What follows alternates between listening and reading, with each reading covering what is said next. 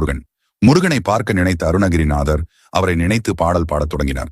இதனை உணர்ந்த பார்வதி தேவி சிறு விளையாட்டை நடத்த நினைத்தார். முருகனை தன் மடியில் அமர்த்தி தன் கரத்தால் அணைத்துக் கொண்டால் அருணகிரிநாதரின் பாடலுக்கு எழுந்தோடி வர முடியாமல் அன்பிற்கும் பக்திக்கும் நடுவே அல்லாடி கொண்டிருந்தார் முருகப்பெருமான்.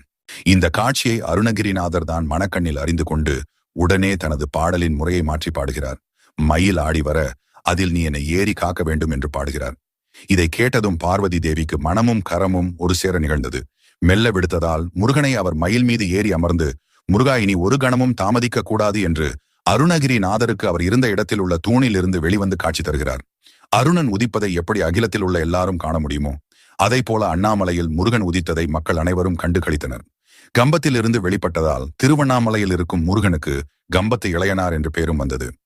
இதை போல நீங்கள் எந்த பாடலை முருகனை கும்பிடும் பொது பாடுவீர்கள், இல்லை எந்த முருகனின் பாடல் மிகவும் பிடிக்கும் என்று கமெண்ட்